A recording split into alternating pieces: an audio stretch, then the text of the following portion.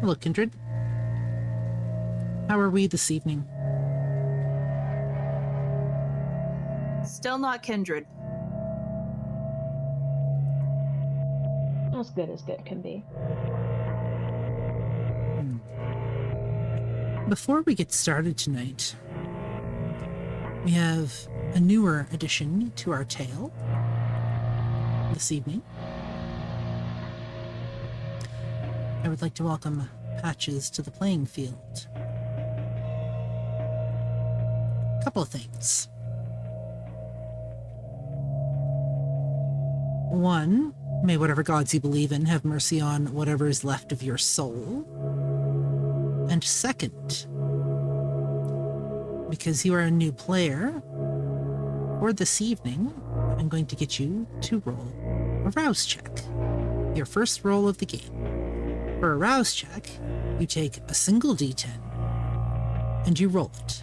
6 and above is a success, 5 and below is a fail. If you fail, you add a point of hunger to your hunger track.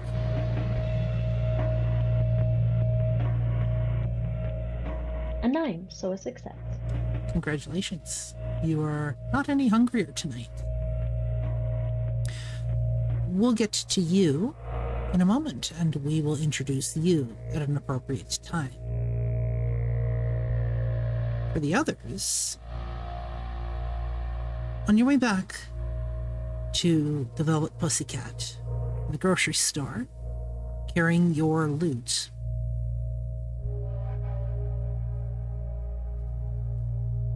Dora Mae has decided she is going to slink off for a little bit to grab a bite to eat. We'll make her deal with the fallout of that when she gets back. See how that went for her. Because I'm not just going to let her off that easy.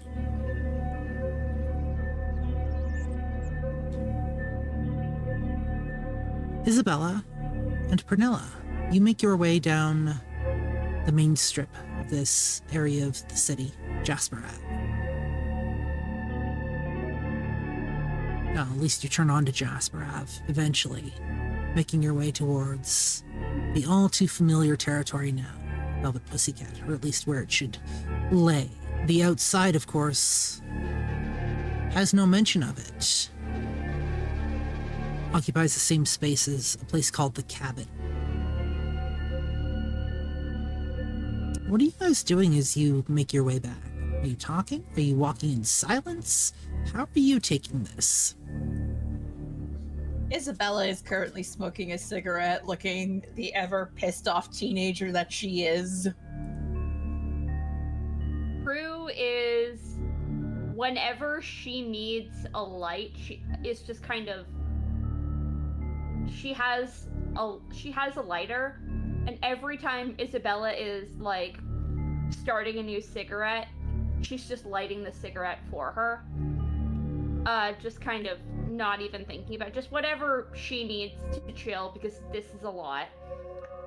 And when that's not happening, Prue is kind of trying to clean away the blood tears from when she was at the Basilica, and the blood around her nose from when Isabella broke it, and just kind of clean herself up so that she's not walking in looking a mess and potentially having Ro ask a million questions. Do you want me to reset your nose? I think Prue has tried to, and it's just a little... She's like, it's fine, I've done it before. And sure enough, she has. It's just a little bit crooked right now. If you tried to reset it any straighter, I think it would probably start bleeding again. Okay. You make your way down the street, all too familiar path. It's a quiet night. Streets are dark. It's getting late. Not many people out this time of night. For those of you that can smell it, You can smell that dawn's not far off. You've still got some time, but it's not far off. Probably a few hours at this point. It has a rather peculiar scent. You make your way to the front door, give the appropriate passphrase. You walk in, and you are immediately greeted by Ro. Florence is nowhere to be found. Ro is standing in the middle of the establishment, almost as if she's waiting for you impatiently. Ro is currently like rocking on her feet back and forth. She's actually not in the same clothes that you saw her earlier, which is, you've known Ro a while, and since the turn of this century, you do notice that she has started to dress more immodestly compared to before. Now, though, she's wearing what you would recognize as more traditional garbs that she does for the big rituals. She's just grinning wildly, like, "Oh my god, hi, how did it go? Why do you look more pissed than usual?" Isabella just looks at her and says, "You don't want to fucking know." Check your phone. Ro's gonna take out her phone. Prue did text Ro about the, like, we found what might have been. She did text Ro asking, which mom should we take it from? And then later texted, like, we took it from the adoptive mom. We figured that was the best case. Let me know if this isn't the right choice. So, like, Prue just says, check your phone. Ro takes out her phone, looks at it confused. "This isn't my phone."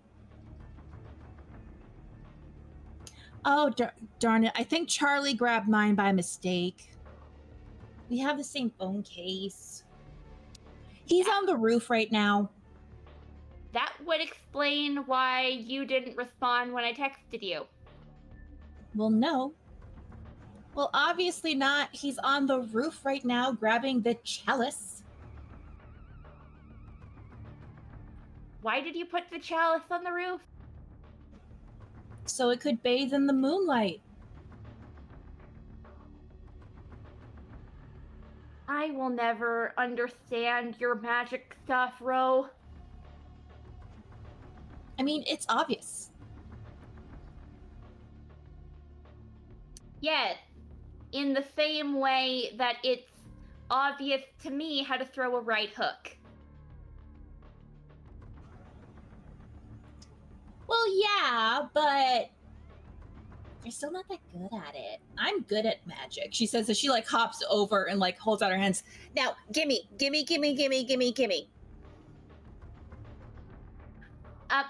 One quick question, because I feel this is important to clarify.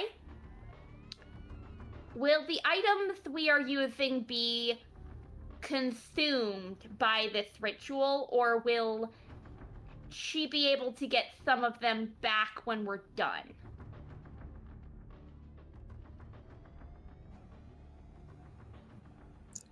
I'm going to need you to clarify that a little bit more." Is Isabella holding all of the ingredients, like the carrots and the jacket and the blood and the holy water? Yes. Prue's gonna point at the jacket.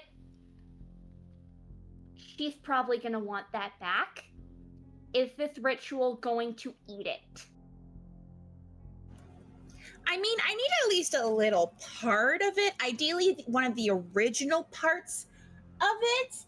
But we can always just take, like, one of the ribbons from the corseting sides. Because it will be consumed, in theory. I still don't know if this is going to blow up or anything. It could blow up. It could actually just cause a lot of miasma. It could also cause a minor nuclear explosion, but that's what makes this exciting.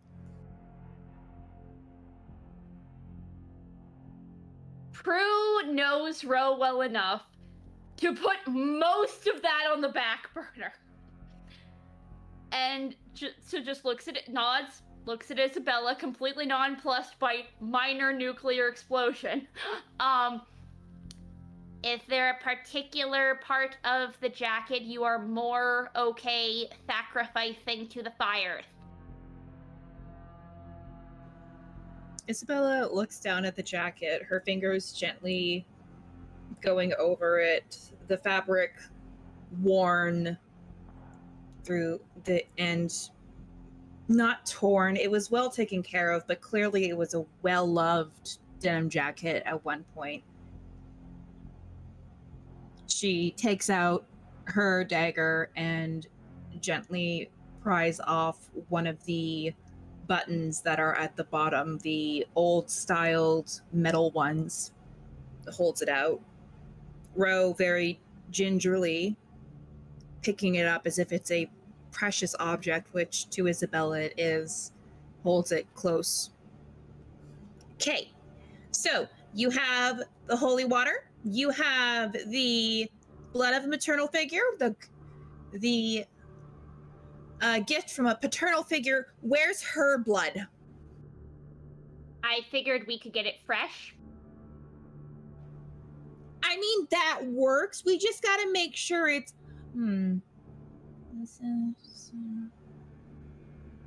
I don't think she's anyone's type here. Maybe? What color is your hair naturally? Isabella looks very confused and says, like a dirty blonde brunette. Okay, that might be a slight problem. It's fine. We just will make sure you're nowhere near Marcus. Okay. Let's go this way. I think I see where this is going. We probably should have had Dora Mae draw yours at the same time she was taking care of the other I was not spending another minute longer there than I had to. I know. I just meant once we had left, we probably should have done that. Then again, we couldn't because we did only have the one vial. It's fine. It's fine, because what we're going to do is Charlie should be grabbing my chalice by now and bringing it down so I can start this whole thing. And that means Charlie can be the one to draw her blood and then make sure she's A-okay.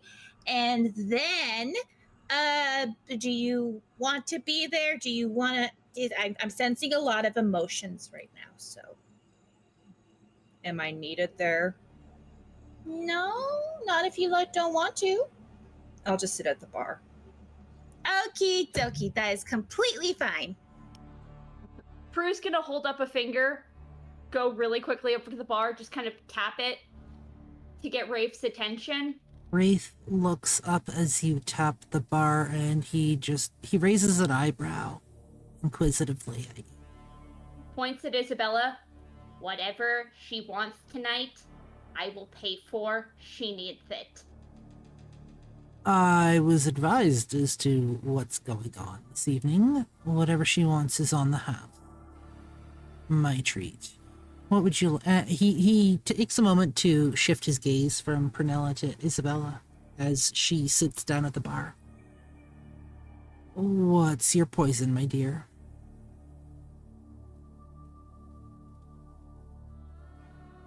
One second as I make a wits resolve roll for Isabella for being in a bar. That's going to be composure resolve. It's a willpower roll. Nice try, though. Given that you're in a bar, you're under heightened amounts of stress at the moment, you've just been through what could amount to a fair bit of trauma. Is Ryder still here? He is not. Make your roll.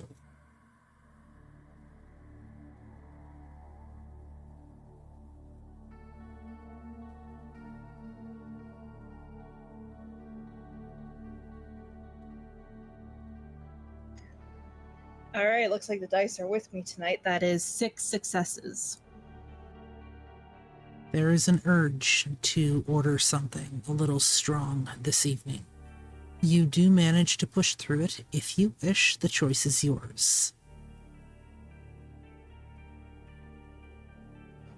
Isabella can feel that gnawing feeling under her skin, in the back of her brain, the not so quiet urge that perhaps something stronger would be better, that things are better when Right. she has something stronger. But she just shakes her head and says, just get me something sweet, non-alcoholic, please.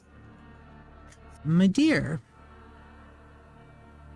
Seems to have been a bit of a night for you, no? Yeah. Might I recommend just letting your guard down for a little bit and just blow off some steam this evening? Does Prue know about Isabella's past at all? That depends if Isabella's told her. I was wondering if Seraphina's told her.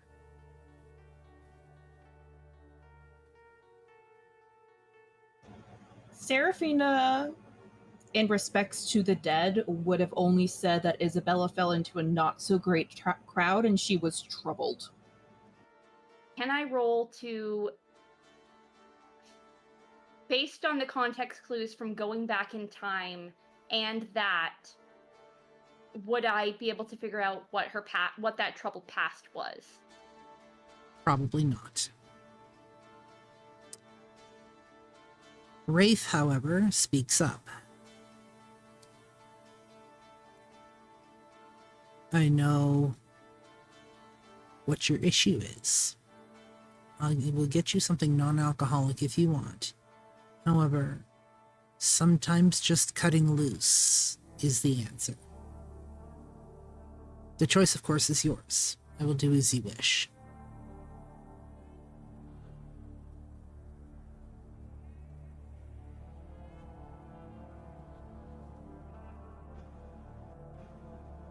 I'm going to continue with my sobriety, so just something sweet, please. Understood. I will have Prue something for you in a moment. Prue actually hearing that and remembering the face Isabella made when she bit into the chocolate bar at the Basilica, looks at Isabella. Maybe a hot chocolate? I was thinking a liquid Georgia mudslide. I don't know what that is. It's chocolate. That's all you need to know. Sounds perfect. Coming right up. Wraith heads into one of the back rooms for a moment. You can hear some clanging. Things being thrown around. Some cursing and swearing, and he comes back out a moment later with what looks like a martini glass filled to the brim with chocolate. You can watch the chocolate. You watch the chocolate move as he moves with the glass. Yet somehow it still seems kind of solid. It's got a little umbrella and a little straw in it too for you. Places it down in front of you. Thank you. You're welcome. I'll be here if you need anything. Okay. She takes a sip and she actually probably really enjoys it because it's like, it's chocolate. Prue nods as she moves away back toward Ro. And I will not be far off either. You need it. We won't. And I'm sure May will be here soon. If you need any of us, just yell. We will hear you. We will come. Okay? I'll be fine. Isabella has actually brought out her phone. She sends off 2 quick text messages, just 3 words. I miss you, and she sends one to Audley and the other to Sammy. Even though she knows they probably won't respond, just a quick little message to both. For the moment, you get no response back. She expects that, but she's trying to be more open with her feelings, like Doc had said.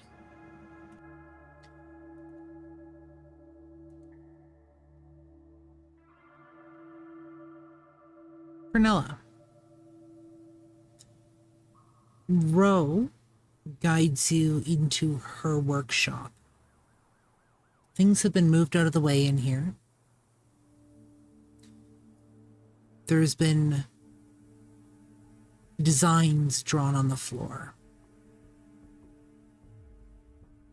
In the middle, Charlie is placing a chalice. Rather ornate chalice. Made of what you don't know. And Charlie looks up at Ro as she walks in with you. He says nothing. Flips his headset back up and starts blasting some music. Ro will actually like gently tap his nose and be like, I need one more thing from you and then you can go do your own thing. Can you go and get half a pint of Isabella's blood? She's just sitting at the bar right now. Please? I can absolutely do that for you, not a problem. Thank you, Charlie. He smiles and nods and gathers the instruments that he's going to need. Walks out, leaving you to your own devices. Ro walks to the center, picking up the chalice, her fingers gently going over it before she places it on a small round table that's at the exact center of this large, intricate magic circle. She pours in the blood from Sister Mary Clarence, as well as the holy water, some other small implements she has from her home stash of things that she clearly didn't need you guys to get. Humming softly as she waits for Charlie to get back with the blood, she glances at Prunella. So, so you found the birth mom? Yeah. The one who left her on the church doorstep. And it gets worse. She's dating the maternal figure. They're lesbians together. Living together. Oh no. This sounds like a really bad rom-com. I don't know what rom-coms are exactly. Oh my god, we have to have a movie night! I'll show you all the best ones and some of the worst ones. We'll start off with Hallmark ones. The Hallmark ones are really, really good. Serafina showed me a couple of them. They're very good. But that's neither here nor there. Okay, so I take it our little feisty ghoul out there then did not take it well? No, she left before anyone got hurt physically in that room. But some words were said, and some words that probably should have been said weren't. And then she went outside to calm down, and I went with her, and Prue at that point cannot look Ro in the eyes. And she's usually better at hiding things. But when she sees Ro staring, she can't help but come up and have her hand come up and kind of fidget with the still crooked nose on her face. Nellie, you know better than to try to hide things from me. I'm too smart for that. Shelly, can we please leave it alone for now? Fine. I'll bug you about it later. Or worse, if you don't tell me, I'll tell Mimi something happened.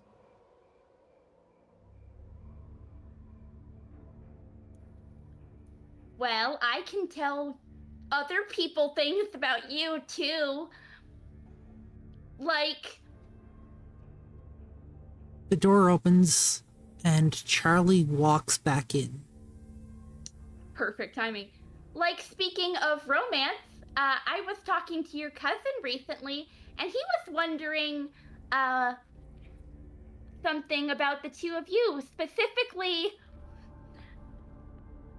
when you, looking at Charlie, are finally gonna pop the question after spending a century courting her. Charlie looks at you for a moment, completely stone face, hands Ro the vial with the blood in it. Bold of you to assume that I haven't already. Thank you, Charlie. Prue, for the third time this evening, is left completely stunned. Turns to Ro. You didn't tell me? What, like I'm hiding it? I just said bold of you to assume that I haven't. I didn't say I actually had or not. Oh, you are. Will there be anything else? No, Charlie, that's all. Thank you very much. I'm gonna head on out and keep Isabella company. Thank you, Charlie. Thank you, Charlie. Charlie nods and hastily makes his exit.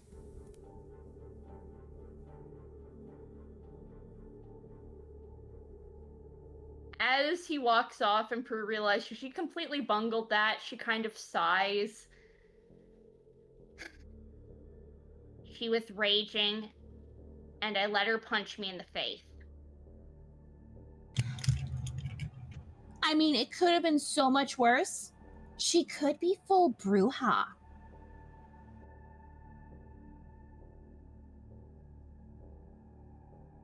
I haven't met her domateur, but I think he is one. Oh no, he is. So I've seen him from afar. He's come here like once before when Isabella had to come to meet someone. Echo, she's my other BFF. No, they are my other BFF. I gotta introduce you to. I think you'd get along great. They're a reporter. So fun. We've been going on mystery adventures. I think I saw them the other night. They do look rather interesting. I would love to meet them. Excellent. I'll have to do the introductions. But yeah, Isabella had to come here one night because she owed Echo a favor for stopping Isabella from getting sued or something. I don't have all the details, but basically their domateur came by to keep an eye on Isabella. I think actually he and Serafina know each other.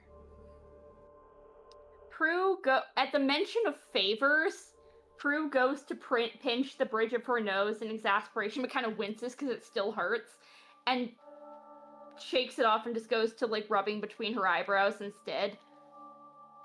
Don't talk to me about favors with that girl. Let's just say I need to talk to Serafina about that later. I mean, if it makes you feel any better, from what I understand and what Echo has told me, they have that squared away. Basically, Isabella's become like an investor to Echo's little company that's growing. Good. I'm glad that's squared away and fair. Oh my gosh. And I thought trying to help Maki was gonna be bad.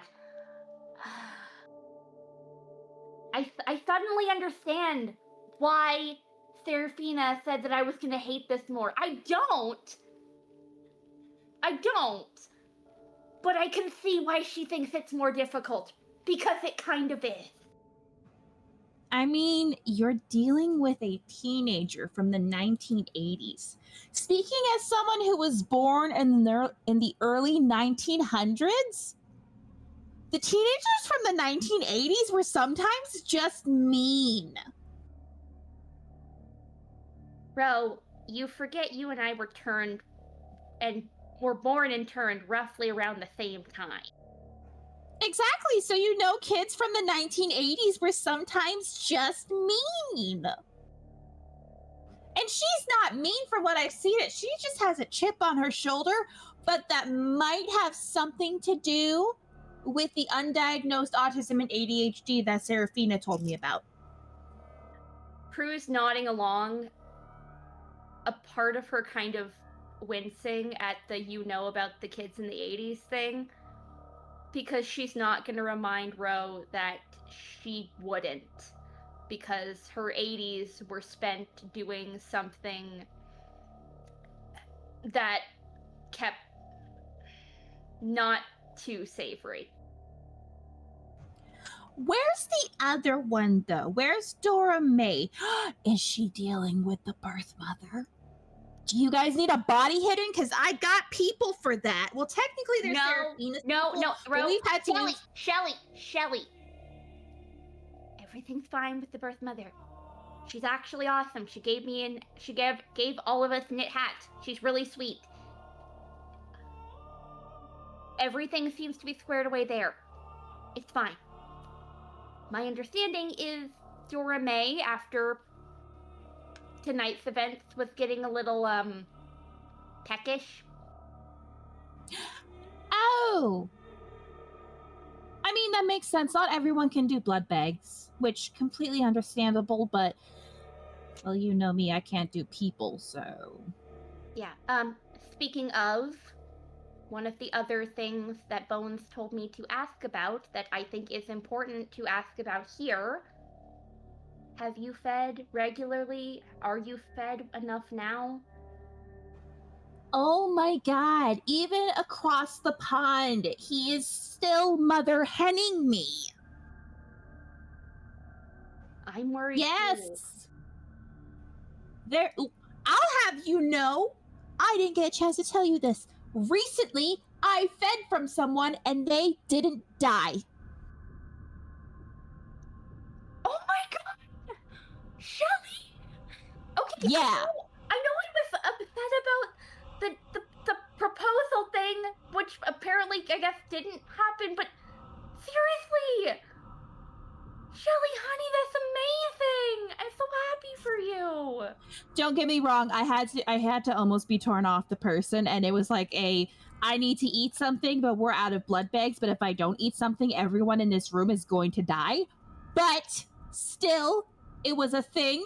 I almost drank him dry. He passed out for like over 24 hours, but apparently he's okay now. He's actually spent a bit of time here for a bit. Unrelated thing. Hey, it's still progress. You may want to check your DM.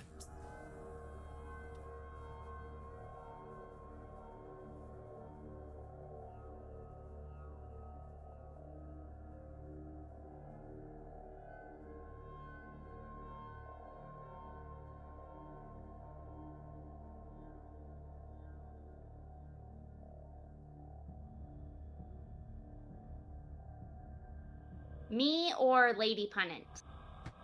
My AST. Okay, so this is fine. Everything's good.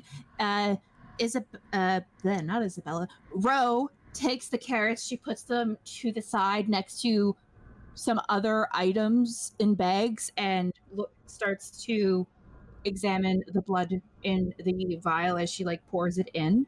All right. Everything we need is in the chalice. We're ready to start. Oh, thanks for getting the carrots, by the way. Are they not part of the spell? No, I needed them to make a stew.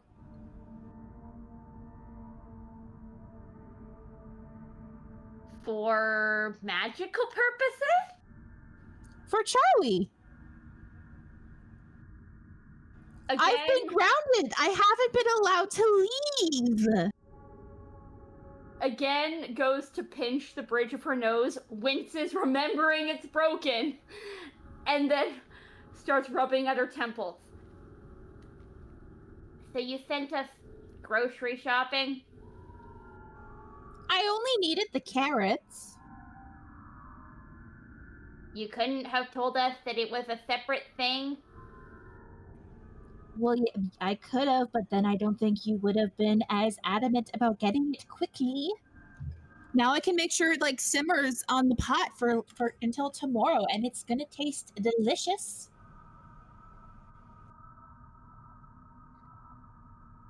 I don't know why I would expect anything different from you. Look, sunrise is happening in like a few hours. Yes. All right, outside of my circle.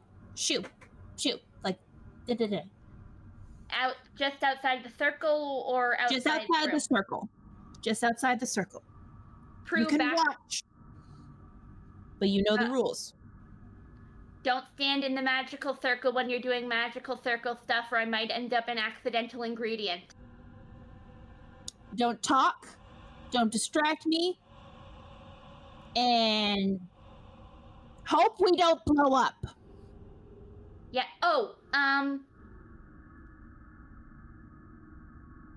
Just in case this thing goes nuclear,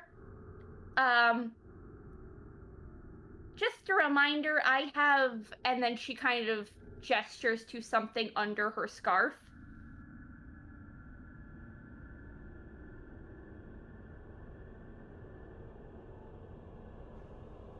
You have boobs?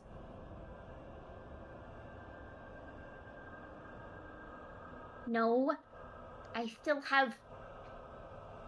And Prue reaches under her scarf and pulls up a previously hidden necklace with a small vial of blood on it. I still have you know what. Okay. You know what is fine. And you know if something happens, you get Charlie. Yes. But also, if I do blow up, don't tell Bones or Rooney. I think they'd kill me if I didn't. Okay, but my ghost will haunt you if you do. Why would you think I would think that was a bad thing?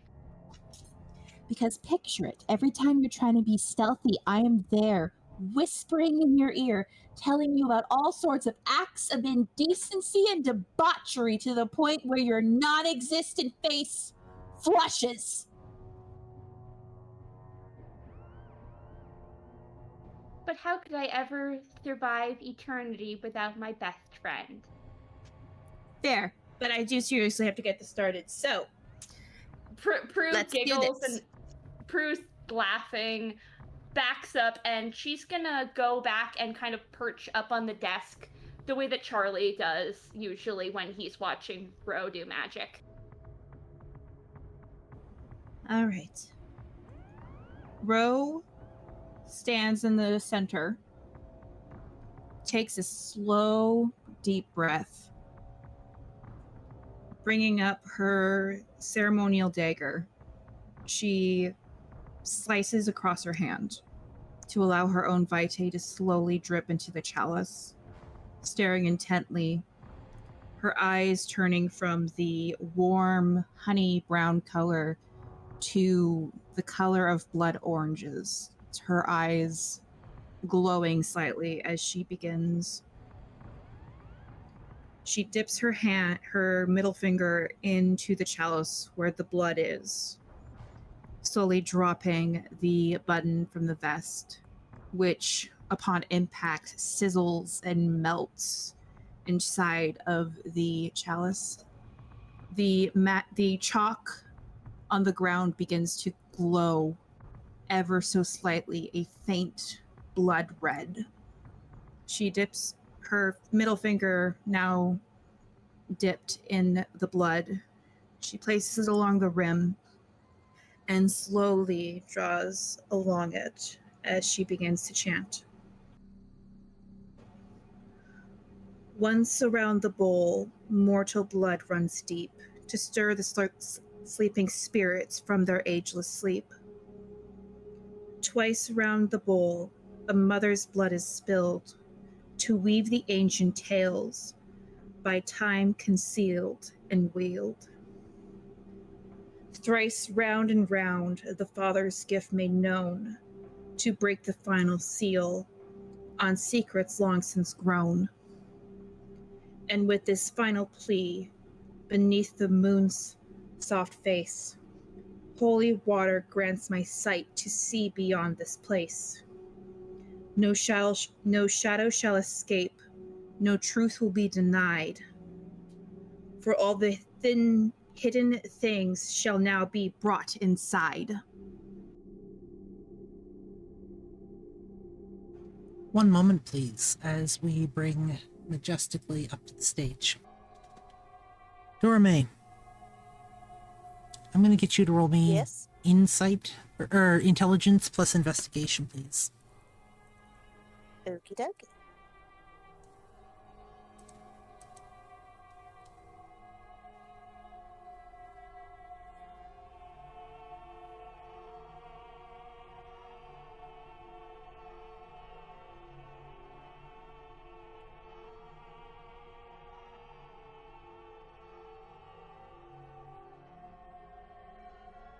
Three successes.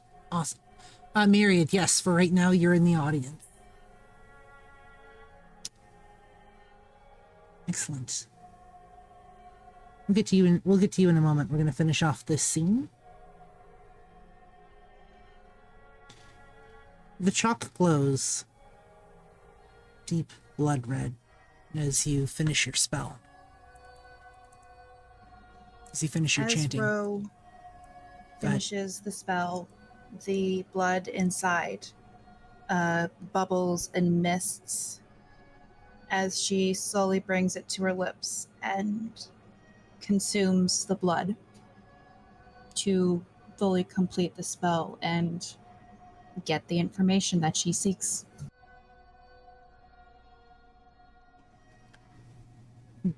The chalk that was on the ground?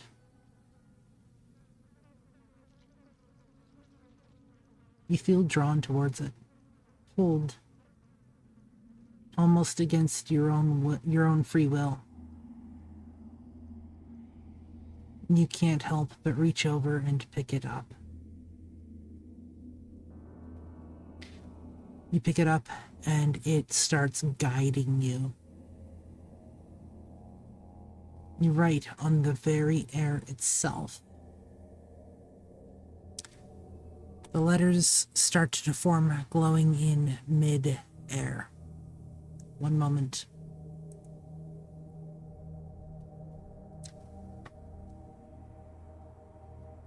MOTHER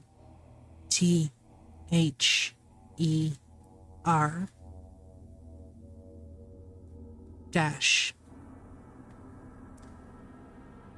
PHYLIS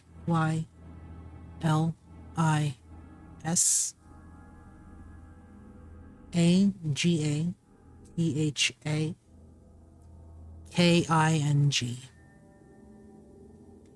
Mother, Phyllis Agatha King.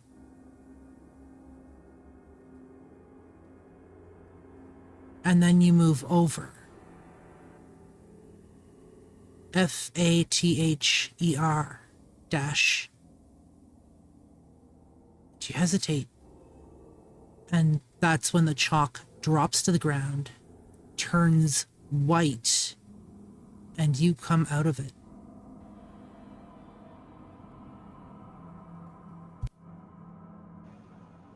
Rose stands there, blinking several times as if she's come out of a trance. Oh, so that's how it's going to be.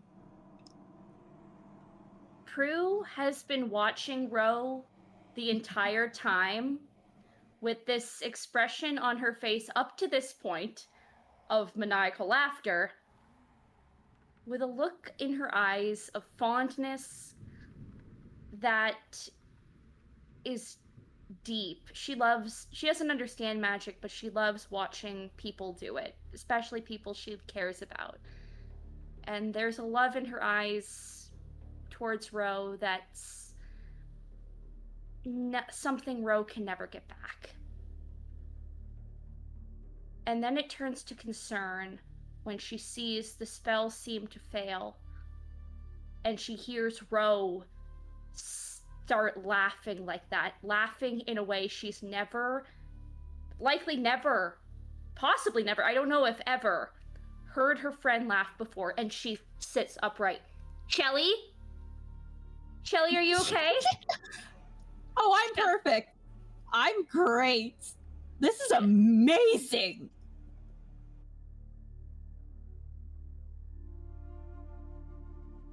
Shelly, look at me. Do I see, is there anything wrong with her? Like, is she just manic? Or Her eyes are still the same, like, faint glowing color. And she does have, like, a slightly manic look on her face, but she seems completely fine. If anything, this is, like, euphoric excitement in a way. Prue's trying to calm down, but still, she just turns her... She, like, doesn't get off the desk, but, like, manages to kick her leg so that the door to the office swings open with her still standing on the desk, and just yells, "Charlie!"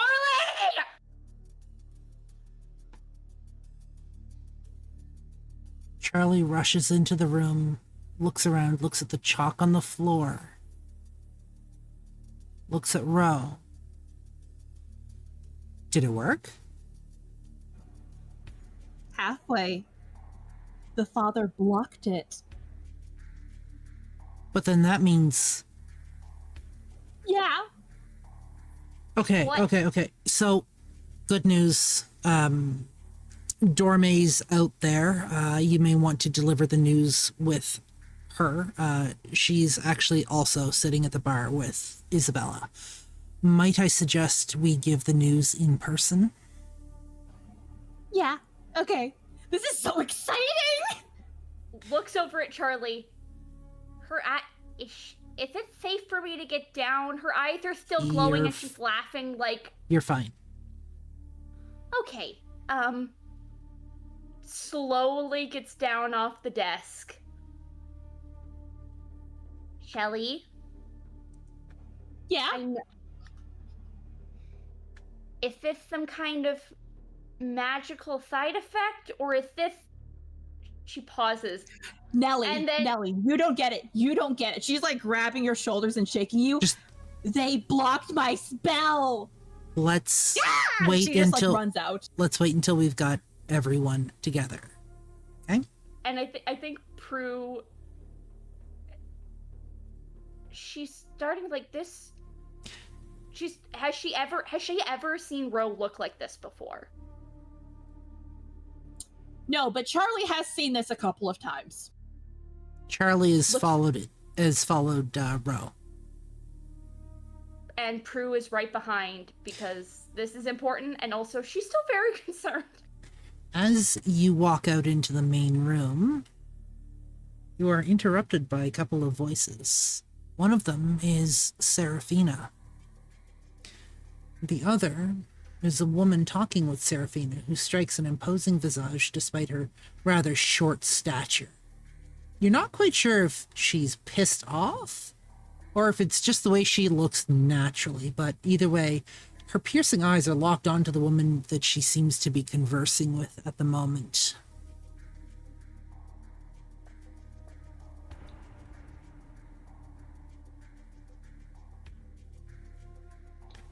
Serafina, you have to do something about Felicia. The area needs somebody who can actually handle what happens. Otherwise, everything is going to fall apart. Darling, I've been over this. I am a neutral party in this. I don't mess with the Anarchs. I don't mess with the Tower. I am just here offering a service.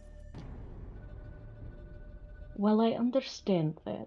It is time for neutrality to come to an end. We have to do something. And I understand that. However, at this point in time, I am currently dealing with several ongoing matters at once. And with all due respect to Felicia, what happens with her doesn't directly affect me. If it means that much to you, I am willing to give a hand or two, but understand, She is not going to be my priority. Then your hand in this matter will be accepted. I think it is quite foolish of you to not prioritize this matter. I had spent years abroad cleaning up a mess, only to come home to my haven to find it worse than I left it.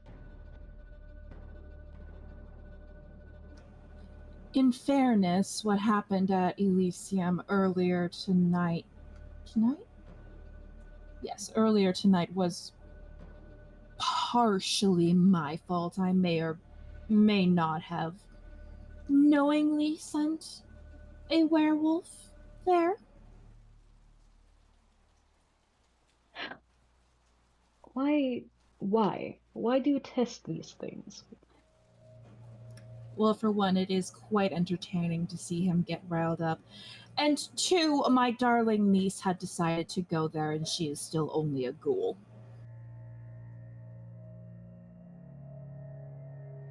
I understand. I suppose I will have to deal with these matters more, but understand I will need your help in the matter. Of course, and I will introduce you to some people who can help. Some of them are over there with my mage, who I have never seen that expression on. As you're pointing over Seraphina, Ro comes rushing out of the room, an absolutely manic look on her face. She is yelling for Isabella, followed shortly by Charlie and Prunella, all making a beeline straight for Isabella and Dora Mae at the bar. Did we hear any of what was just said with Mars and Seraphina? Yes.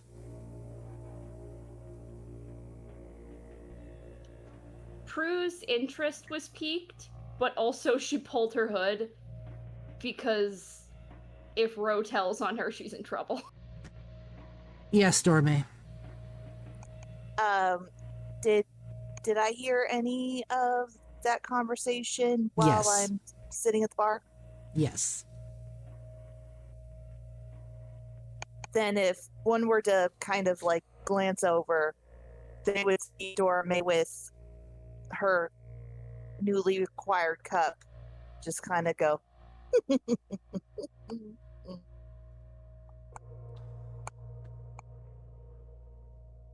Ro and Charlie come to a screeching halt in front of Isabella. Charlie just following mere steps behind Ro. Whoa! Ro grabs a hold of... She doesn't seem to acknowledge that Dora Mae's there, just grabs a hold of Isabella's shoulders and is like gently shaking her like, oh my goodness, you know what this means! Hold on, hold your horses. I think you need to take a breath. Shelly, she doesn't even know what happened in the room. You have to say what happened before you explain what it means. But it's oh my goodness. Okay, so your mom's name is Phyllis. Not important. Your father, somehow, your father's name was blocked. Do you know how impossible that usually is with this spell? This spell is almost foolproof. Wait a minute. What do you mean he blocked it? I mean that after I wrote down the name of the mother, who's, by the way, her full name is Phyllis Agatha King. Great name. But as I was going to go write down the father's name, it was as if something or someone came and just broke the connection. Like they censored the name. And the only way that can happen is if it's through a very powerful being, either a very old kindred or a very powerful mage or something similar. And those are so incredibly rare. And it's just...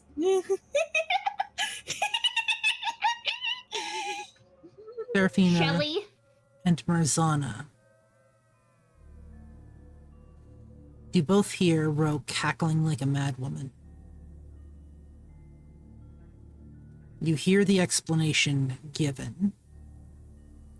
You hear about the spell being done.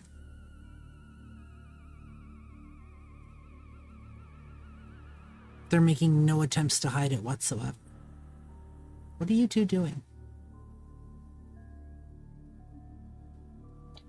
Marzanna is for sure listening in. There is kind of a swap between looking at them and then glancing over to Seraphina, like... You do recognize the name Isabella. It was named by Seraphina, another should contact of yours. Should these matters not be discussed in private? Yes, they should. But unfortunately, I don't know what's going on with Ro right now. I have never seen her like this, and it is slightly concerning. Seraphina begins to walk up.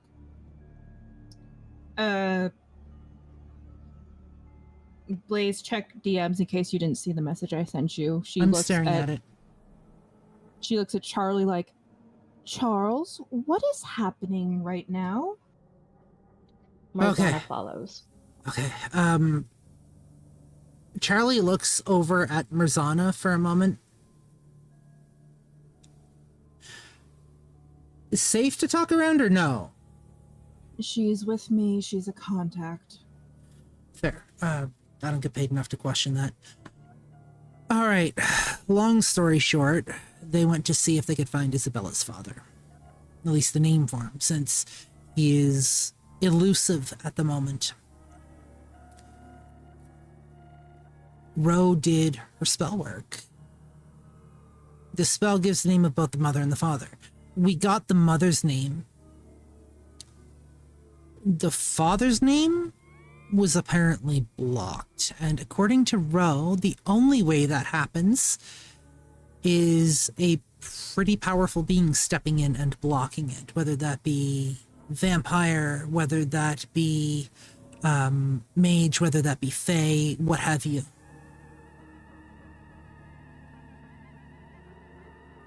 And that made her become manic? Yeah, so she is, as you know, obsessed with magic and the mysterious, and she's going to be obsessed with it for a bit. Suddenly it all clicks. She's gone cryptid crazy. Oh god, it activated her compulsion, didn't it? If that's what you call it, let's go with that. Oh, she's gonna be like this for nights. Anything we can do? Like, give her Valium or something to calm her down, or is it just beyond that? As far as I'm aware, there's no such thing as vampire Valium, but that was a good guess. Well, I had to give it a try. Typically, I just point her in the direction of a cryptid, but I don't know if that's going to work this time. That being said, Isabella here has problems. She's got a problem.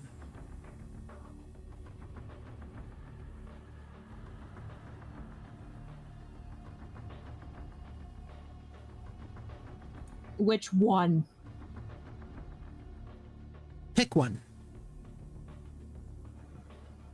I have anger issues with authority. You're being Uh, shielded, effectively, by somebody that nobody here can go toe-to-toe with. Does that clear it up?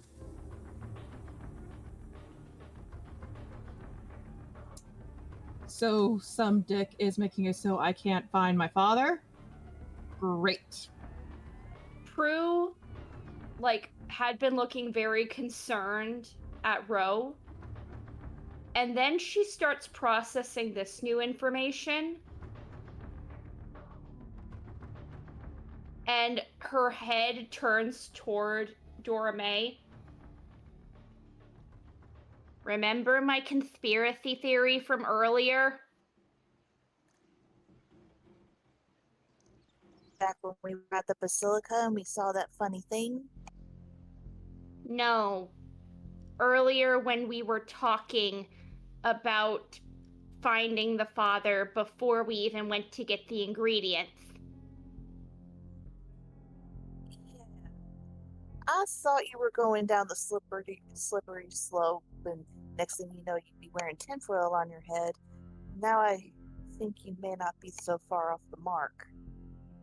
So who do we assume this man is? I don't know if it's him exactly, but we did just talk to a very powerful being who sent us on this quest to start with, and I have a theory that the father might have done a deal with him, sort of like we did a deal with him.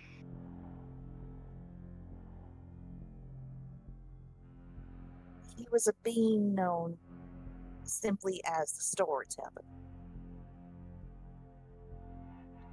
The Storyteller.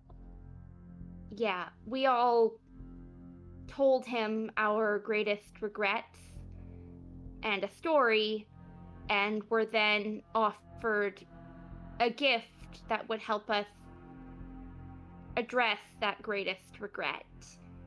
Speaking of which, she turns to Ro, sees the look still on her face, turns to Charlie and Seraphina. When all of this is over, when all this is over and she's back in her right mind, I need to talk to you guys about what he gave me. Very So well, this- but you should know she's going to be like that for a few days. That's perfectly fine. And Prue has her hood pulled down to hide her face. You were saying, Mars? So this incredibly powerful being talked to you about your regrets, and then something happened, and you have something from him. Yes, I wasn't there. May, what did he give you? He heightened my awareness. So that way I wouldn't miss anything. Especially in regards to, and she'll very gently put a hand on on Isabella's shoulder, especially when it comes to our little pocket full of dynamite here. Fascinating. Looks at Isabella, and I know we went back in time and changed the past so that you never got arrested when you were 14, but... Oh, that's not what he gave me. Yeah, I figured there was something else. What was it? Well, he stopped my memories from disappearing very quickly, so now I can retain memories, but the last 2 or 3 months is completely gone. Basically from the time I came back to life till we met him are very fuzzy or downright gone. I gathered that much from what I overheard in the cafeteria. So he just made it stop, or is he going to...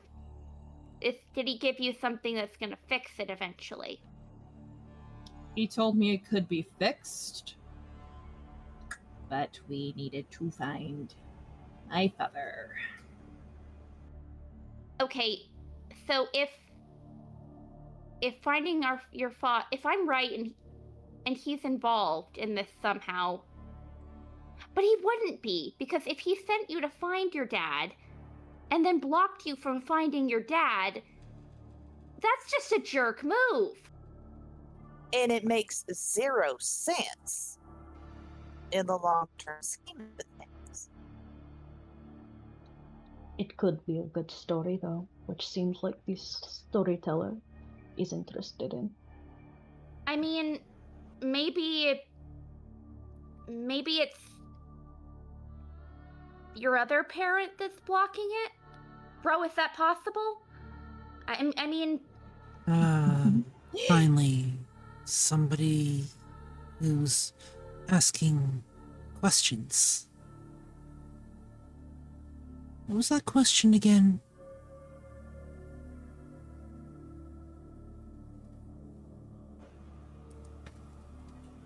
The voice seems to be coming from everywhere and nowhere all at once. Seems to be echoing throughout the room, bouncing around the inside of your head. There's nobody here speaking with that voice, as far as you can see. okay, so two things. One, the effect isn't on, but is this who I think it is talking? Yes. The effect isn't on? Give me 1 sec. I will fix that.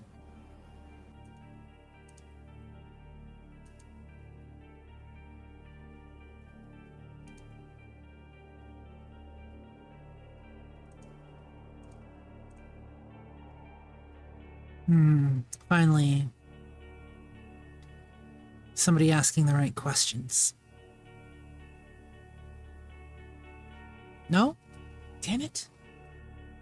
1 second.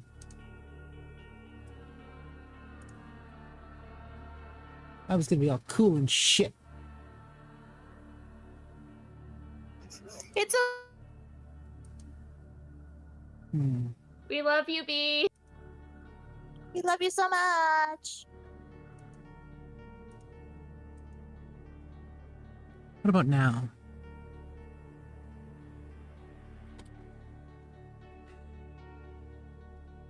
Oh, don't make Angry that Blaze face. It's the Angry Blaze face. Oh, sweetie. That's the sad Blaze face. How dare this effect not work? Right! It's such a cool Okay. effect. I love it So, so. imagine an ethereal Morgan Freeman. I love that. The voice It's so echoes. The voice echo. I'll show you once we're done. But basically We'll the fix voice. it in post. Yeah, the voice echoes off. Actually, hold on. I wonder if it says. Oh, I wonder if it's a. Hold on. Hold on.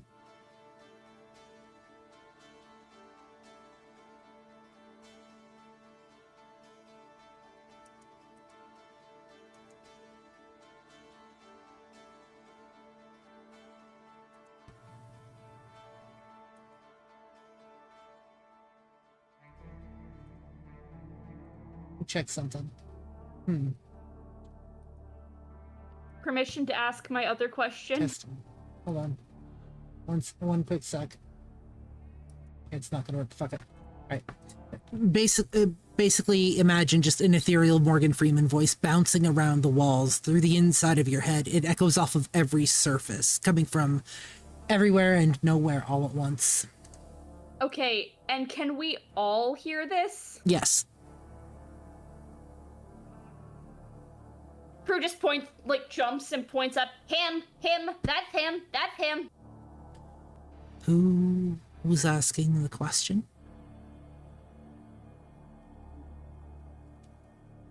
I think we all were asking questions. What question were you referring to? Something about a good story. That would be me. I like you.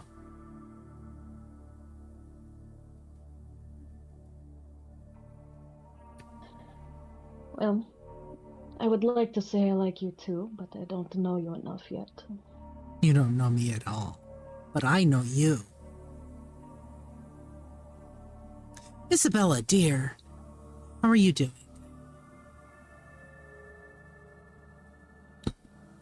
Isabella is still drinking her little mudslide thing. I like to imagine there's a curly straw or something. She's just sipping out of it and just I'll be honest, I've had a bit of a rough night. Could be better, could be worse. Dora Mae just slams her cup down. If this turns out to be one of those things, Like when a series kills off somebody in season 1, and they come back in season 8, only to find out that they've been the mastermind the whole time, I am going to be very upset because that is an overused trope. One moment. I don't understand that reference. One moment it's just you lot in the room. The next moment it is a fairly tall figure with flowing robes, multiple colors,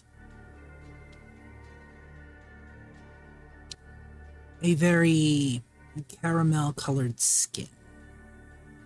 And are all of us in the room? Like me, Yes. May, Mars, You are- Isabella, Serafina, Ro, Charlie, Yes, all of us? you are all in the room as this individual is just standing there in front of you like he's always been there. You don't know where he came from. He's just there, standing in the midst of you. So you are everywhere all the time? Not all the Or do time. you choose when to listen? Sometimes I choose when to listen. Sometimes I can't help it. But I'm always here for a good story.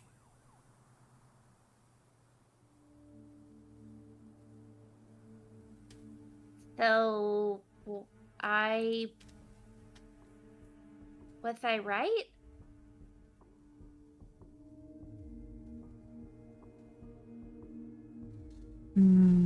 That depends. Not to. That depends on your point of view, I suppose.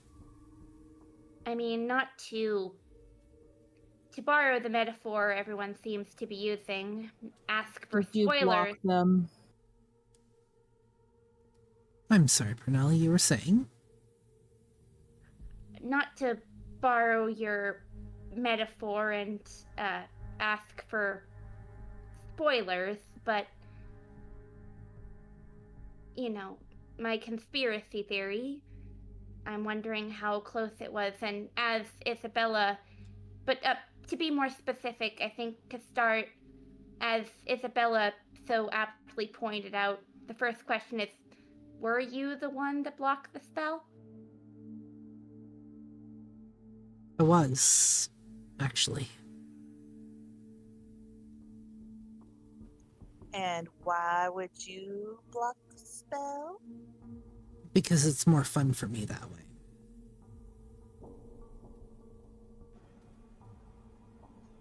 That's a dick move. I never claimed not to be a dick. You assumed.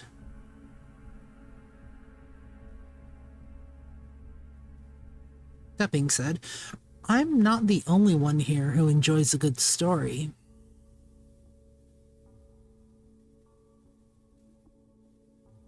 Many do.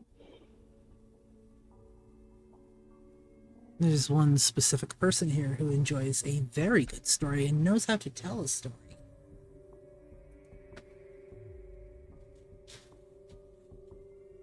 Wouldn't you say, Bruce? Isabella? Sorry, could you repeat it? Wouldn't you say, Isabella? Isabella's gonna look him straight in the eye. Depends on the story, I guess.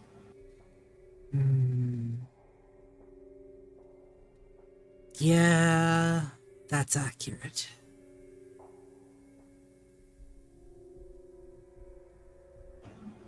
What story do you want to hear? Because I'm guessing there's a reason you called us here. I'm not here for a story. I got my story. And you got a parent.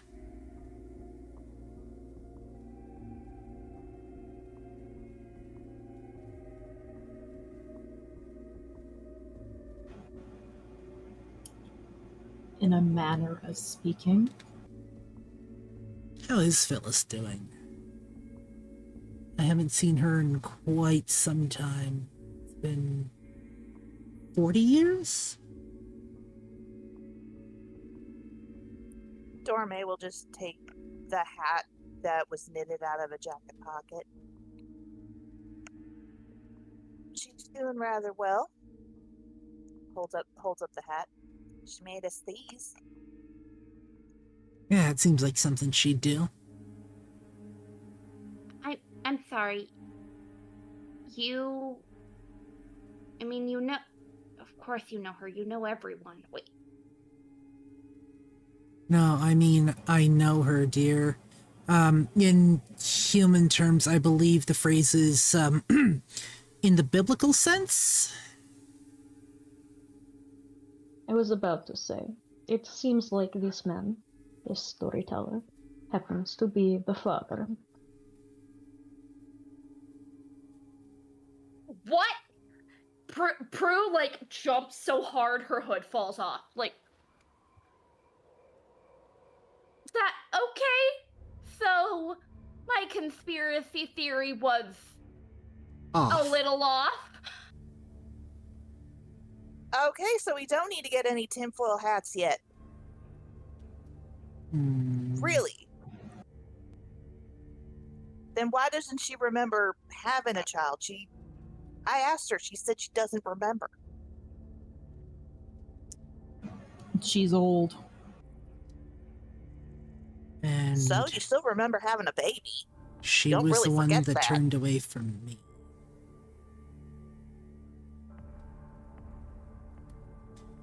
So I took I'm her sorry. memories of me. I'm sorry, I missed the beginning part of that. She turned away from him? Mm-hmm. A bad lover spot? She couldn't do it. She couldn't take the final plunge. Dear Isabella here was never meant to be human.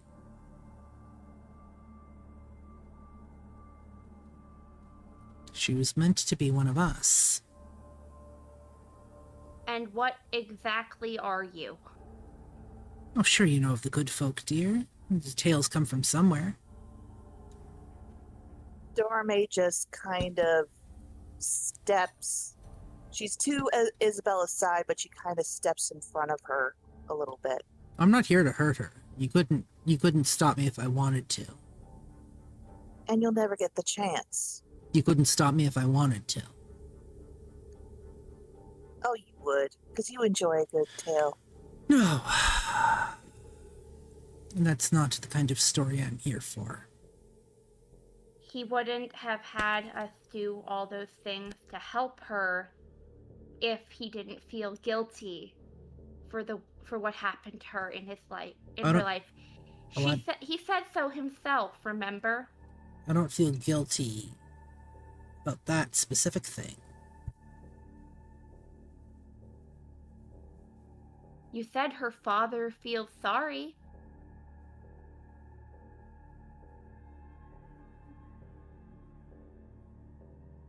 Sorry at the way things turned out.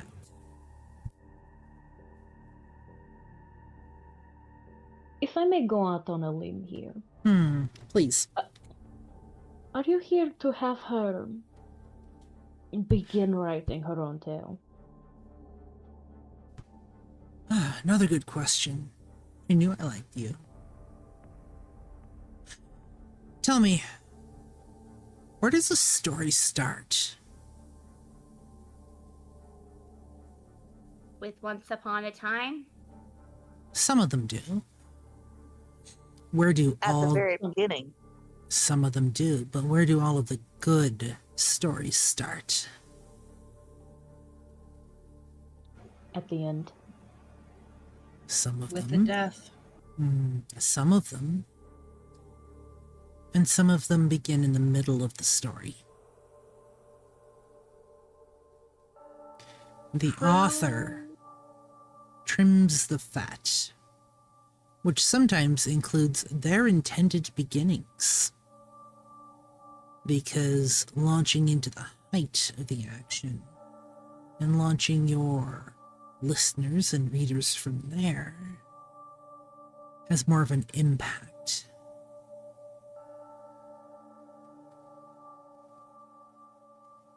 Prue puts herself in front of Isabella and in front of Dora Mae. I'm not here to hurt her. What are you here to do? You wanted to find her... Speak plainly. For once in your seemingly eternal life, give a straight answer. What do you want from her? Little kitten's got claws. I do like that. Answer the fucking question. You found the mother. You wanted to find the father. Well, I decided to save you the legwork. Would have eventually taken you back to the warehouse, which I like to haunt, but haunt's not the right word. I don't know what the word is I'm looking for. Possess. No. Well, that'll work. I decided to save you the legwork.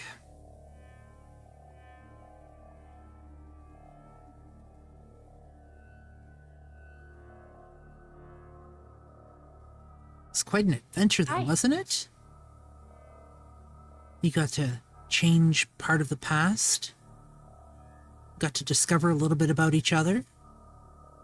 Got to discover some of Isabella's beginnings. That is a tale worth any price, I would assume.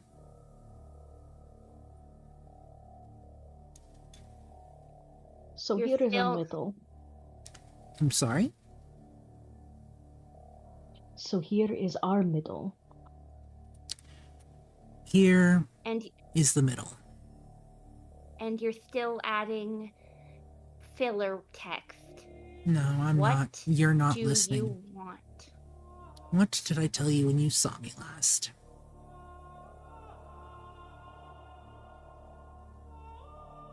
That you wanted us to try and take away her pain. No, I told you to find Isabella's father.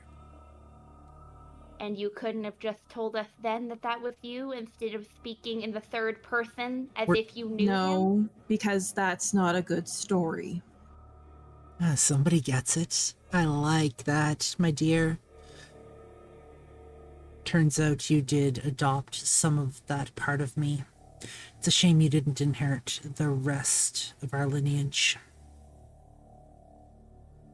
Bruce like side glancing at Ro and Charlie and Seraphina to see how are they reacting to this. So now that you found me... Sorry, go ahead.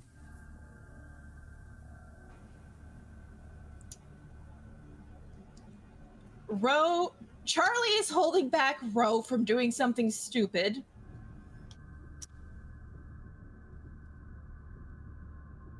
Seraphina is currently slowly making her way to be standing closer to you guys. But they're just observing at this point. I would stay exactly where you lot are. Again, if I meant ill will, we wouldn't be having this discussion. Dora Mae just takes Isabella's hand and just carefully holds it, not tight enough not to hurt her, but tight enough to let her know, like, I am right here, and he's not. I'm gonna make the bad man go away if necessary. We know you don't mean what you see as ill will or harm, but forgive us for being cautious. Some of us have experience dealing with beings that have orange and blue morality. Yes, people on this plane of existence are ever so black and white, I suppose, when it comes to ways of seeing things. No shades of gray, no color. Anyways, now that you've found me, what can I do for you? I think that's what we were asking you. Nope, he is asking us. Isabella's gonna like gently pat you guys on the shoulder and step forward. You said that once I found my father, I would be able to get my memories back. So, Dad, give them back.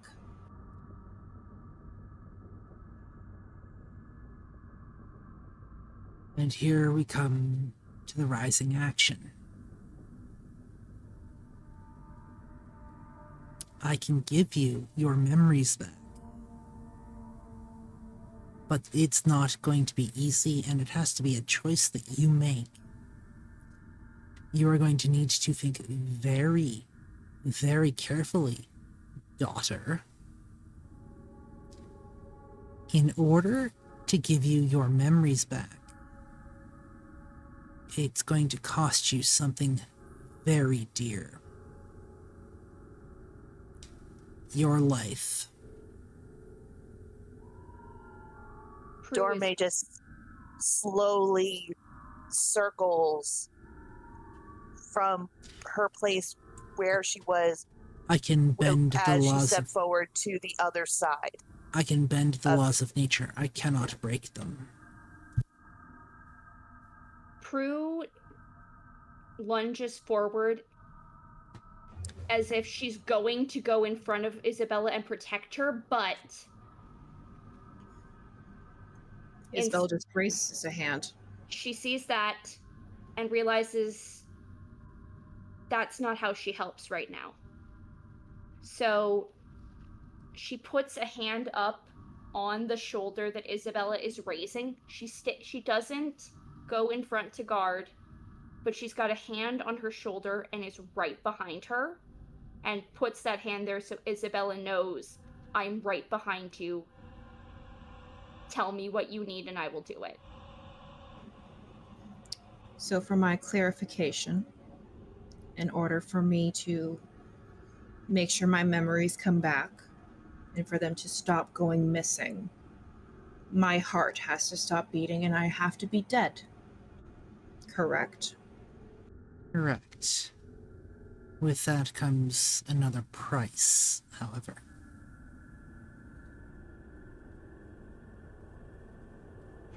Which is why the choice has to be yours.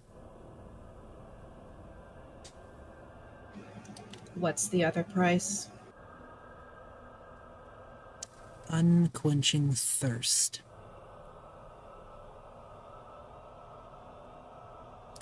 I said it would cost you your life. I didn't say you'd be dead. Oh, You want her darn. to take And the here's full I was punch. hoping and here I was thinking I found a loophole. Oh, Prue starts laughing because she sees it now. The obvious next step. You've been teetering on the edge for a while now. Knowing where you want to go, but not quite sure you can take that step. We both know that you have issues with being as soft as you are, as squishy as you are, and we both know that on some level you detest being human, and you have for quite some time. And we both know that you are tired of putting your friends in danger. But it's still her choice to It is. make. It is her choice. Nobody can make it for her or sway her in any which way, regardless of how powerful they are. Well, then she You know this, and I know this as much as anybody else. Well, then... Ma. Sorry, babe. It is absolutely her choice to make. The choice is to have her memories remain as they are,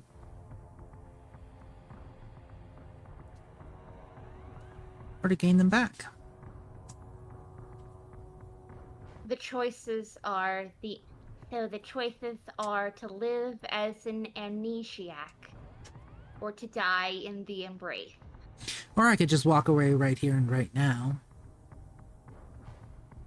and turn a blind eye to everything going on. Embracing. And turn a blind eye to everything going on. But you won't. That won't make a good story. And I think our new friend just asked a very interesting question. What was that, Mars? Who is supposed to do the embracing? The storyteller takes a moment. And then he snaps his fingers. And standing beside him is Ricky. Ricky looks really confused. For you, Mars, Now that is it's kind of like a modern Lost Boys style look going for him, complete with leather jacket, punk, really Russian. What am I doing here? I'm now that is what I call a plot twist. was enjoying a cup of coffee, which is really odd because I haven't had a cup of coffee in decades. Ricky, you can't drink coffee. I know, which makes it even worse. What I would do for a cup of coffee.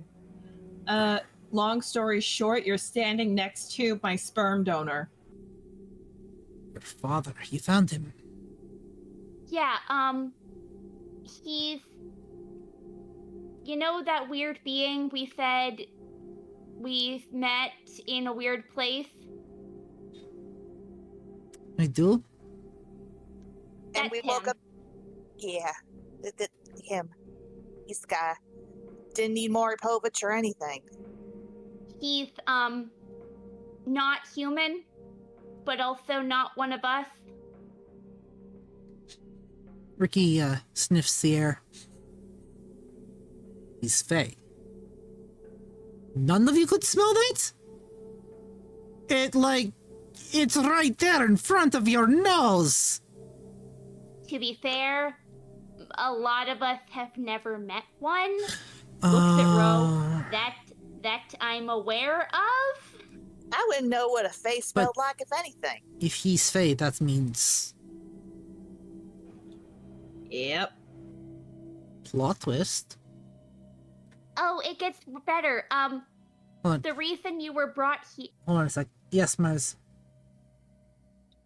I assume that she's maybe smelled a fae before, but she's playing along with the game happening in front of her right now. That's fine. I think what Ricky was implying is when we previously met him, we didn't know what he was. Like, none of us smelled it in the moment. No, Cleo, we had no idea. So what does that have to do with me? Why am I here? Prue opens her mouth to explain. Only And way then- he'll give them back is if I die. No, my dear. The only way I can give them back is if you die.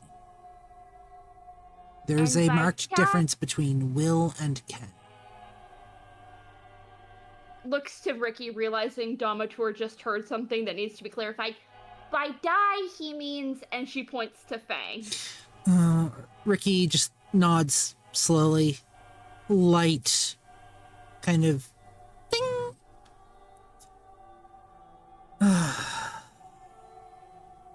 What did you say?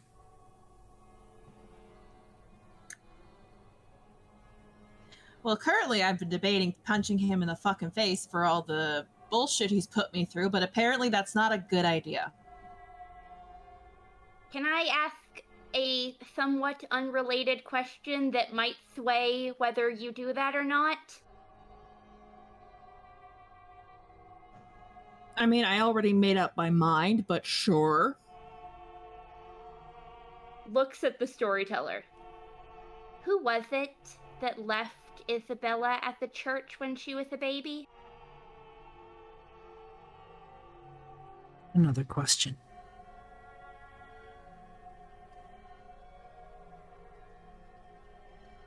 It was me.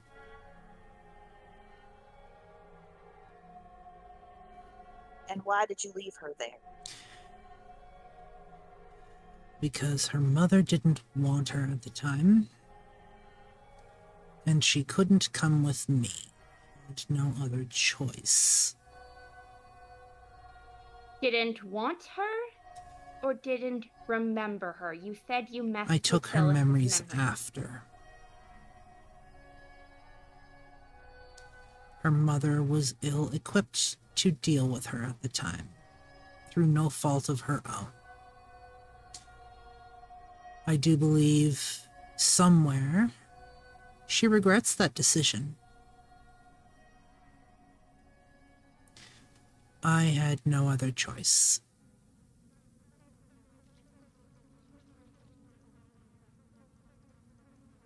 Prue just nods and looks to try and read Isabella's face as she processes that information. She looks like she really wants to punch him in the face. If it'll help you, I'll give you one hit. We know you want to. You won't do any damage, but I can at least offer you that. I'm trying to show some self-restraint. Yeah, we both know that's not your strong point, dear. No, it's not. I mean, oh wait, that beam in the hospital wasn't you. Oh well. Beg pardon? Story for another day.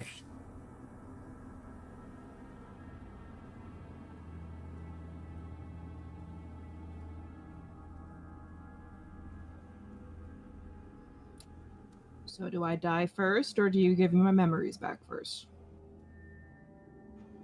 Also, what did you mean by ravenous thirst? It's what you get when you become one of us. You're never fully satisfied. It never goes Unless away you unless take a you life. kill. Yeah.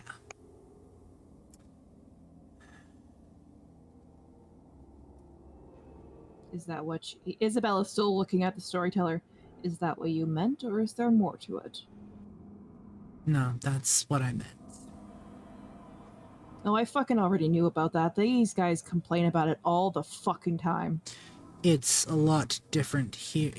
There's a difference between hearing people complain about it and having to live with it. My understanding is that she's already, looking at Ricky, had some training wheels. She is ghoul. She is my ghoul. And she will continue to be, no matter what choice she makes. She will have my undying protection and loyalty. Is this, looking at the storyteller, is this a choice that has to be made right now? Or can she think about it and have you come later? It seems to me she's already made her decision. She said as much herself. That was choosing whether or not to break his nose. I mean, it was both, but yeah. Have you? You said you're so yourself. I've been tired about it. I'm no good at being human. I wouldn't say you're no good at it. I'd say you're rusty at it. She's made some improvements. Agreed. I mean, we still argue with her about the eating regular meals thing, but hey, everyone has The portion sizes are too big! I mean, if you take the plunge, that won't be a problem anymore. And Prue kind of has an awkward smile as she's trying to add levity to the situation, but she's not good at it. And plus, you won't be able to eat your favorite candy anymore. Unless you were to let Ro, looks at her friend who's... What is Ro doing? Is she like, gimme, gimme, gimme hands? Rose still has a very manic smile on her face, but she seems to have enough self-realization to realize, oh, this is a serious moment. I'm going to give them some time. Here, sorry, I seem to have created a bit of an issue here. Let me fix that. And he's pointing directly at Ro. He snaps his fingers. The manic fades.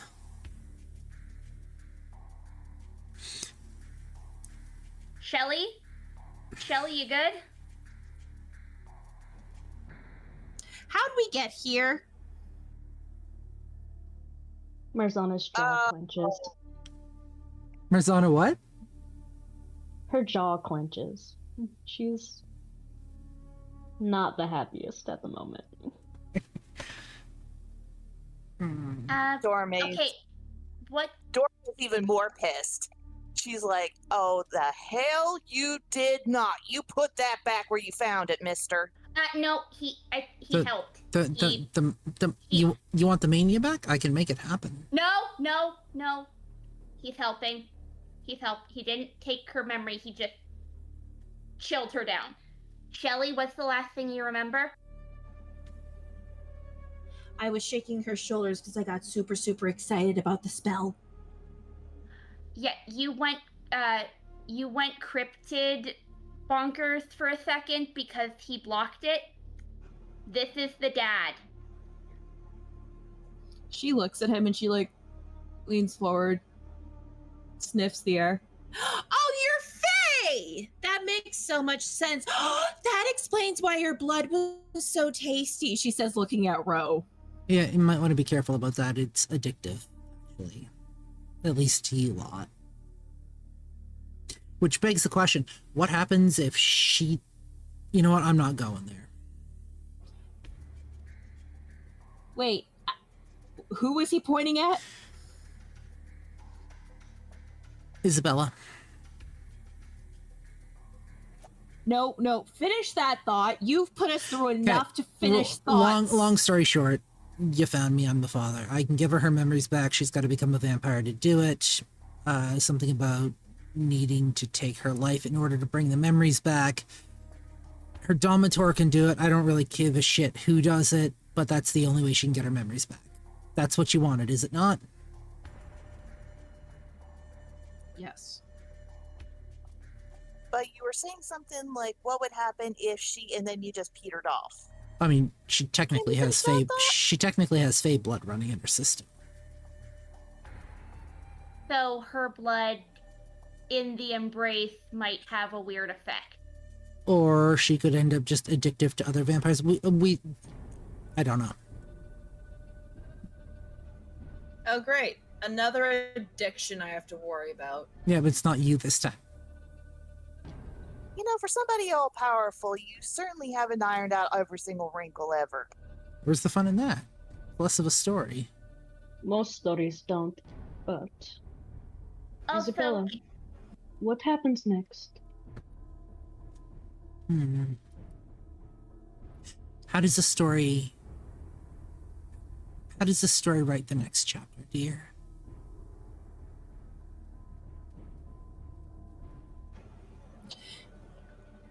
Isabella has her hands in her jean pockets as she's like closes her eyes, thinks it over a few moments. She looks towards Ricky. You ready to deal with me a lot more and be a bigger thorn in your side? Wouldn't say you're thorn inside. But you are a bit prickly. That's what drew me to you. Aw. You sure you want to do this?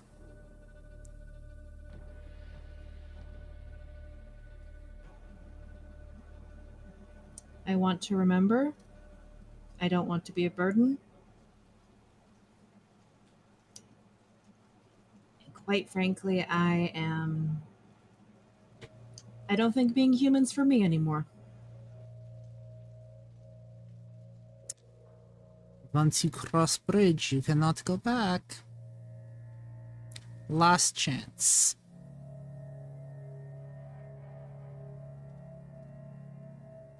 there's nothing else you want to do as a human? No one else you want to talk to first? Dora Mae does the cough thing.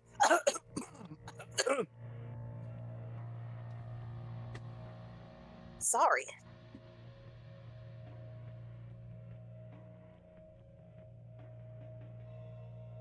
I saw who you were texting earlier. I know you're not ready to talk to her yet, but those two, they mean something to you. They're in different time zones right now. Still, it might, if you're gonna do this, it might be good to at least let them know that you're taking the plunge. Just, it's not often, but it can happen that it doesn't work and you just end up dead. Don't leave anything you might regret. I won't. But right now, my regret is not remembering what happened while I was a ghost in the hospital and what's been going on the last 3 months. And I can't move forward until I remember those things. Right. Then go for it. Make your messages now before you forget, because I know you. I mean, theoretically, if this does what it's supposed to, she won't forget. I'll be fine, Mama. Prue looks over at Seraphina. Has she gotten any closer? I don't think the storyteller has let her.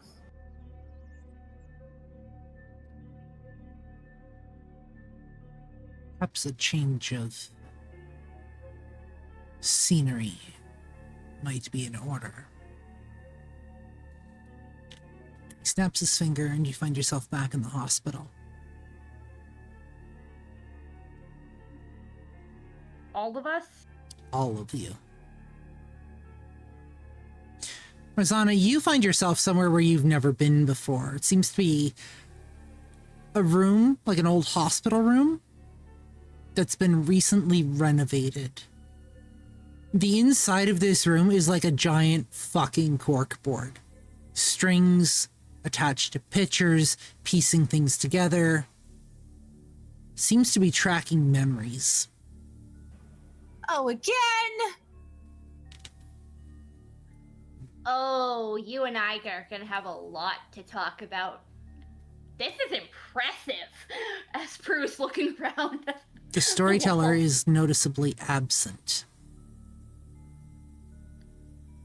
Oh.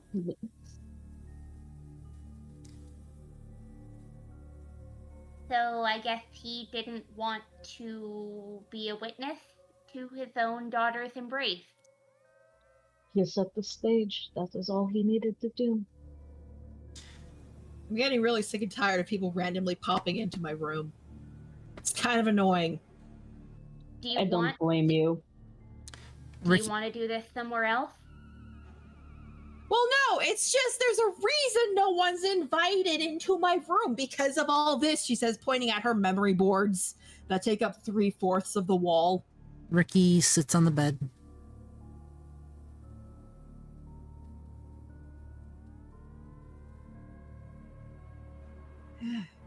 Isabella just lets out a groan and like runs her hand down her face as she like sits down, just like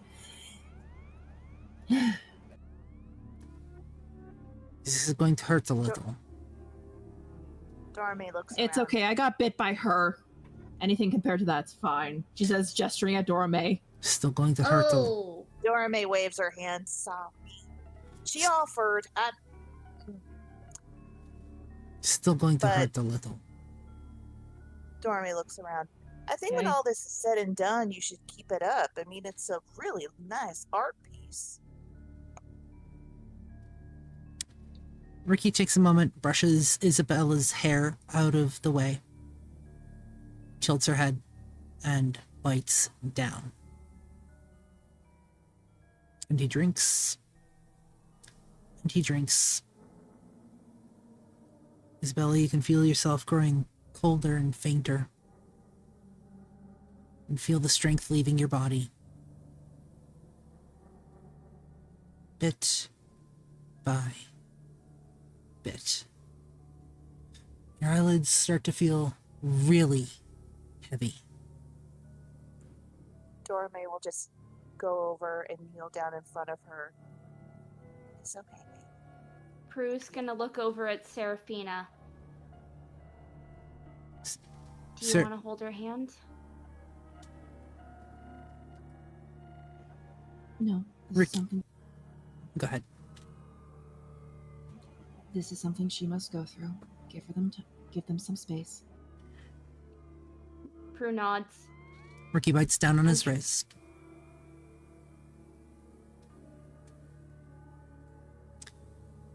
Hovers it over Isabella's mouth and whispers,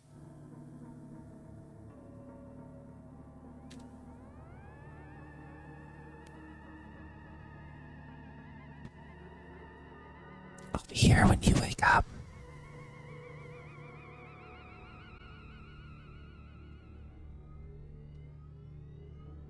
And that's where we're going to end tonight's